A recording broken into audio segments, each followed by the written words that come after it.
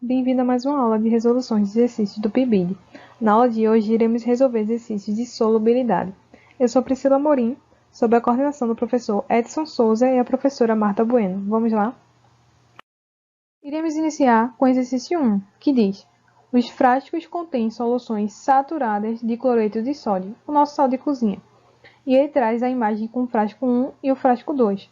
E o frasco 2 apresenta corpo de chão, conhecemos melhor como precipitado. E ele diz: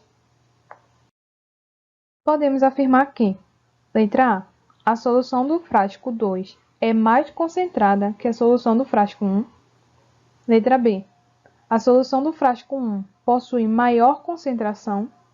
Letra C, as soluções dos frascos 1 e 2 possuem igual concentração.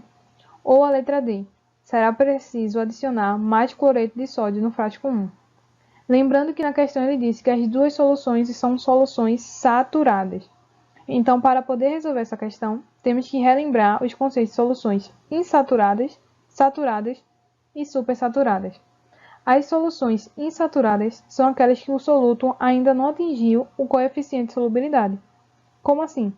Irei usar como exemplo o cloreto de sódio mesmo, onde, numa temperatura de 20 graus Celsius, ele possui um coeficiente de solubilidade de 20 gramas em 100 ml de água. Se eu colocar apenas 15 gramas nessa solução, ela não vai ter atingido o coeficiente de solubilidade, que é 20 gramas. Então, ela será uma solução insaturada. A partir do momento que eu coloco até o coeficiente de solubilidade atingindo ele, a solução se transforma em solução saturada. Se eu colocasse as 20 gramas total, seria uma solução saturada, pois atingiu o coeficiente de solubilidade. E soluções supersaturadas são aquelas que passam do coeficiente de solubilidade, ou seja, possuem mais soluto dissolvido do que em condições normais. O que ele faz? Ele coloca mais soluto do que o coeficiente de solubilidade em uma maior temperatura, coloca essa solução em repouso para que ela volte à temperatura original e assim ela se transforma em uma solução supersaturada. Voltando para a questão, o que ele quer saber? Se a solução do frasco 2 ela é mais concentrada que a solução do frasco 1. Se as duas são duas soluções saturadas, será mesmo que uma possui maior concentração que a outra? Não. As duas soluções elas possuem concentrações iguais por serem soluções saturadas. Assim, a questão que mais se encaixa é a alternativa C, que diz: as soluções dos frascos 1 e 2 possuem igual concentração. Ok? Vamos para a próxima. Partindo agora para o exercício 2, que diz: o gráfico abaixo indica as curvas de solubilidade de 4 diferentes sais, onde encontramos o clorato de sódio, o nitrato de potássio, o cloreto de amônio e o cloreto de sódio. E a questão fala: quais desses apresenta maior solubilidade a 40 graus Celsius? Então, teremos que analisar o gráfico para poder encontrar a resposta. Então, se ele quer saber qual desses sais possui maior solubilidade em 40 graus Celsius, devemos ir num gráfico e ver se no eixo X possui valores de temperatura que vai de 20 graus a 100 graus Celsius e no eixo Y possui valores de solubilidade que vai aumentando de 40 gramas a 200 gramas em 100 gramas de água. É só a gente fazer uma relação de que ele quer saber em 40. A gente vai marcando aqui no próprio gráfico 40, vai subindo até o último sal e marcar onde o último sal alcançou. Então, qual sal possui a maior curva de solubilidade? Podemos visualizar que é o clorato de sódio. Então, a resposta correta é a letra A, clorato de sódio. Vamos agora para o exercício 3, que diz: a uma solução de cloreto de sódio foi adicionado um cristal desse sal e verificou-se que não se dissolveu, provocando ainda a formação de um precipitado. Pode-se inferir que a solução original era estável, diluída, concentrada ou supersaturada. Bom, vamos entender. Ele tem uma solução de cloreto de sódio e ele adicionou um cristal desse mesmo sal e verificou que não se dissolveu e, além de não se dissolver, formou um precipitado no fundo da solução. Então, ele quer saber se a solução original de cloreto de sódio ela era estável, diluída, concentrada ou supersaturada.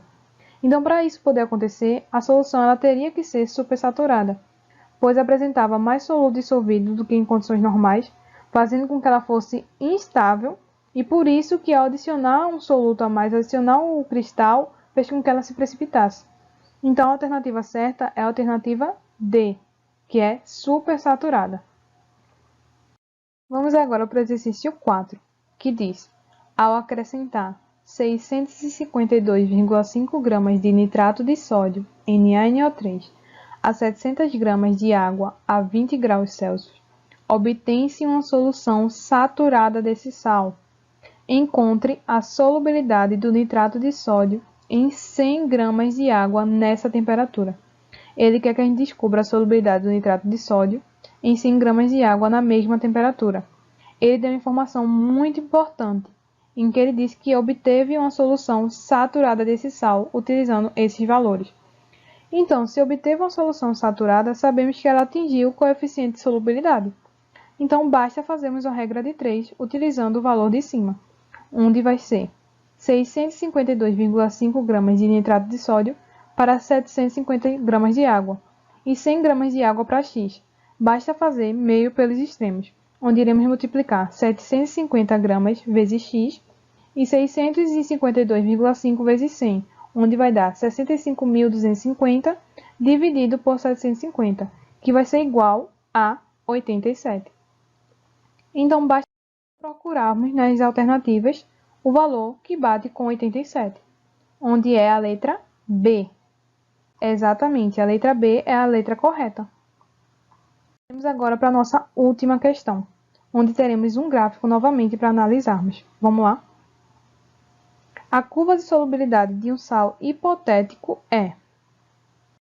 Traz um gráfico com a curva de solubilidade desse sal e diz: se a 20 graus Celsius misturarmos 20 gramas desse sal com 100 gramas de água, quando for atingido o equilíbrio, podemos afirmar que: letra A, 15 gramas do sal será corpo de fundo precipitado. Letra B, apenas 5 gramas do sal será dissolvido. Letra C, todo o sal será dissolvido. Ou letra D, 5 gramas do sal será corpo de fundo precipitado. Bom, nessa questão, basta analisarmos o gráfico e iremos encontrar a resposta.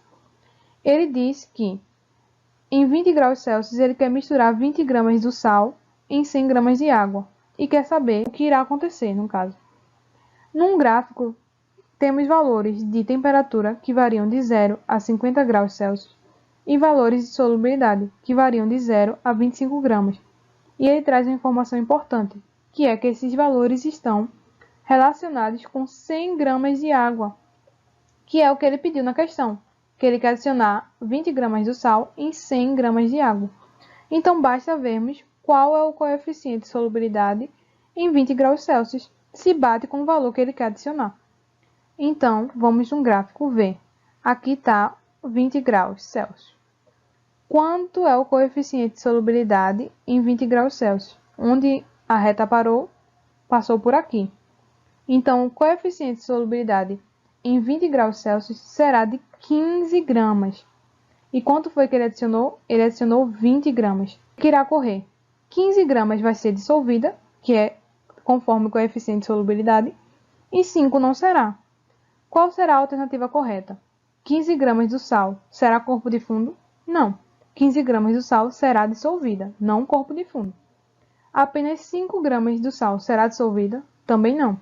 5 gramas do sal será corpo de fundo ou precipitado e não apenas 5 gramas será dissolvida.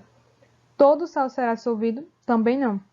Então, a alternativa correta é a alternativa D, que diz que 5 gramas do sal será corpo de fundo. Então é isso, pessoal. Espero que tenham entendido e gostado. Então, até a próxima aula. Tchau, tchau!